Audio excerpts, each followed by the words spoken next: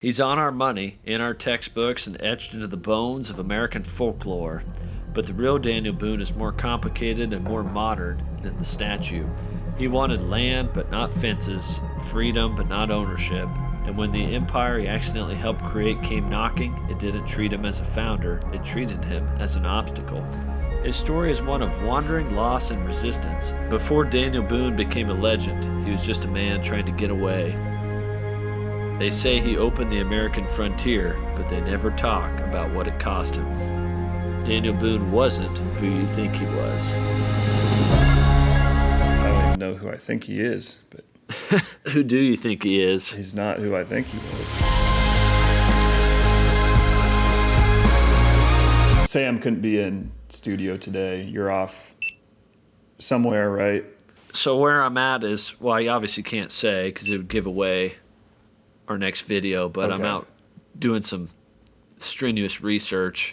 Like, I don't know much about Daniel Boone other than just like coonskin hat, coonskin cap. Just imagine him as a whatever woodsman or trapper type guy. I guess I never realized why he became one of the well-known guys or any of that. So even if I did think I knew that, what I would know would be wrong.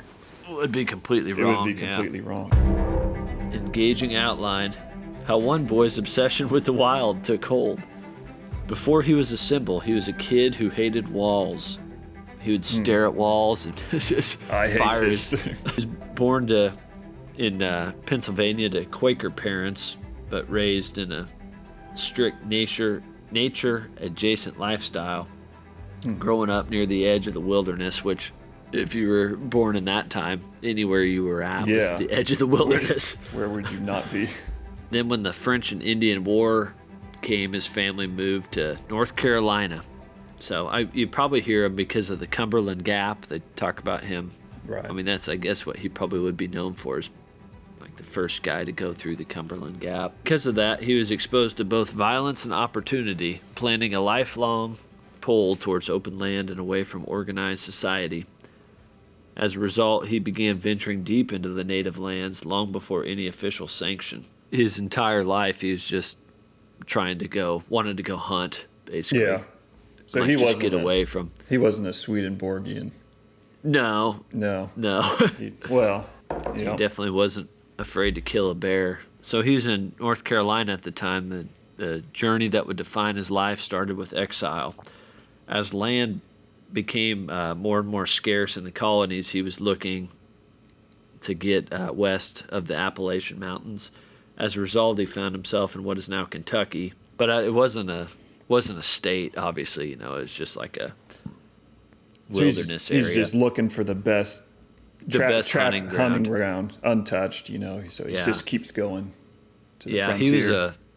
He would go hunt for extended periods of time and get skins and things. Mm-hmm. And that was what a lot of it was, is if you could bring back skins, because the meat wouldn't.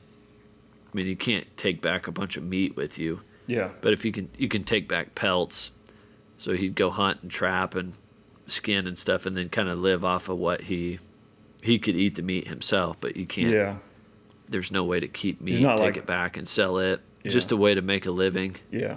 So he comes back, but he would be gone for months to years at a time. And there's one story where he was gone for like a year. He hunted and trapped and had all these furs, and then some Indian tribe took all of them. Like, he was headed back to civilization to sell them, and he got them all stolen from him. So he said, I'll just stay out another year, do it again, I'll come back. And the same thing happened to him. They got stolen from him again, so he was gone for 2 years and came back with nothing. And his wife had married his brother and had a kid with him. He comes back, he's like, she just assumed he was dead, Sure. Because obviously no way to communicate. He comes back, he's like, who's this? Who's this baby? It's like, I thought you were dead, so I married your brother. Why is he 15 months old? Yeah. Doesn't seem like he waited very long. Yeah. That was just what people did, because it's just so common you needed someone to take care of the Yeah. wife too. So I think he had like maybe 10 kids of his own, but he also raised like 8 others of maybe a family member who died or something. So Wow. that was just like these frontier people kind of had to do that to some degree. So, Wow. but yeah, he's gone for 2 years, came back with nothing. And his wife had married his brother and had a child. So if we think we have it bad. So yeah, he found this hunting ground in Kentucky, and he was like, man, this is some good ground. Obviously, there was people there already, but he started to move kind of unbeknown. It wasn't like a government-sanctioned project to move settlers to the west, but he just started moving people that way. And through the Cumberland Gap, and he would set up like Boonesboro. He'd set up a little outpost of these people, and it was all to. I mean, it makes life easier when you have somewhat of a community around them, but smaller. Later in his life, it was something like there was a person for every 7 miles or something like that, and he's like, it's getting way too crowded, so he kept moving. So he wasn't someone who liked a lot of people around. Yeah. That's crazy. Yeah. So, but yeah, he was captured by the Shawnee at some point and adopted into their tribe. So he had a little bit of an insight of kind of the worldview of some of those, of the Shawnee tribe, I guess, of like we value the land and animals, not like what Johnny Appleseed was, where you're not going to kill a mosquito. Obviously, they had to eat, but and those guys, they killed deer basically for the skins, and they killed bear for the meat. Oh, interesting. Yeah. Yeah. Bear meat. Wouldn't have thought of bear meat. Well, deer and some of the stuff that modern hunters would like to eat today is so lean. Okay. And those guys needed fat. The fight for land was never just about survival, it was about power. How his dream of freedom led to violence. So because he led the settlers into Kentucky and set up, I believe it was called Boonesboro was the name of the little outpost, the Indians started to obviously take an offense to that. And so he got into a couple little scuffles with them. And he was the leader of the militia. This says reluctantly fighting battles that he morally questioned. So, I mean, it wasn't his nature to be like on the war path. Like I said, he was raised a Quaker, but he wasn't. Yeah. He would do it if it was necessary.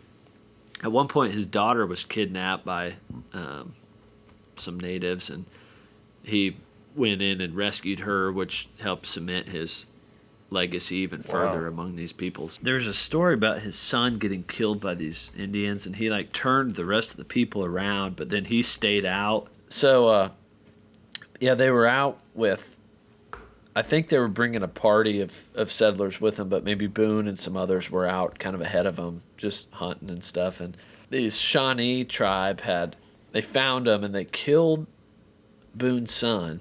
And Boone, I think, knew the guy. He knew the Shawnee who killed him.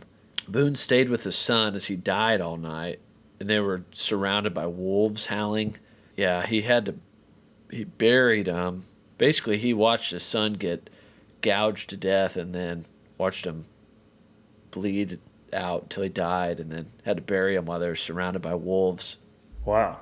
That's just the way the frontier was, is you might have to watch your son get gouged to death and then have to bury him while you're surrounded by wolves howling. But yeah, so he started to become somewhat of a myth, and because of that myth, more settlers began to follow him, and then he just kept, it's like leads to this kind of self-perpetuating cycle, I guess, is the more he tries to push west to get away, the more people are like, oh, we want to go with Dan. Where's he off to? Dang it, stop following me. As a result, the land he loved became militarized and privatized. I don't know. I've never seen anything about him. Yeah, I don't know what he would make of the way we privatize land. I think that may be like imposing things on him to some degree. He may not like, he would like to have just the land to go be able to hunt. Yeah, just like you own your house or something. That's it. And Yeah, like I mean, you can't own. Yeah, it is kind of a new. I thought that would be an interesting video on its own, like the history of land ownership. yeah. Obviously, like we talked before about, the natives had no concept of that, so it's like a new thing. Yeah. Right. But yeah, I mean, they have like those, well, like we were just talking about, the homesteader acts and things. Like if you just go squat on land for 3 years and make some signs of bettering it or settling it, Yeah. then you just get given the land. Yeah. Now it's like $5,000 an acre, depending on where you're at. More than that in a lot of places, but Yeah, farmland. but yeah, he had no formal education. Couldn't read or write or anything like that. Oh, yeah. I don't think. But they do have they'll have like carvings in trees that people will find that will say like Dan Boone killed bear, whatever. Oh, wow. Yeah. It's always spelled like bear is like BAR, killed a bar. Okay. But Yeah. It's a good place to be illiterate, the woods. yeah, Not much need for it. But yeah, so he just kept going further and further west, and then eventually when he died like broke and in Missouri somewhere. He never got rich doing anything, and Yeah. even though he became famous, he just died kind of forgotten and alone, and with no fanfare at all in Missouri, which was Of all places. Of all places. 1820, so Missouri wasn't. Okay. Yeah, that was that's still early on. wilderness at that time. But when I think of him, I just think of him as he's famous to me for being a hunter. Yeah. That's what when I think of Daniel Boone, that's what I've always. So just his whole lifestyle is not like one. Yeah, set I mean, him like off. no big military victory or anything Yeah. like that. Yeah. That made him famous. It's just America's first celebrity, I guess. I don't know if you could say that or not, but I mean, that's pretty early on, though. I mean, if he died in 1820, he was, yeah. one of the first guys out there, I assume. Okay, we've got our final closing paragraph. Yeah, what does this all mean? Yeah, let me tell you. Great question. Daniel Boone didn't conquer the wilderness, he lived in awe of it, and when the nation he helped open up came to claim him, it didn't crown him, it buried him. But his life still echoes in every American dreamer who wants more space, more silence, more soul. He wasn't trying to build a country, he was trying to find a place where he could simply be. And in that longing, in that tension between escape and belonging, lies the real story of America. Not a straight path to glory, but a winding trail of contradiction, consequence, and the wild, aching hope that somewhere just beyond the ridge, there's still a place untouched. What a time to be alive! That place today is Mars. That's why we're here today. That's why we're here.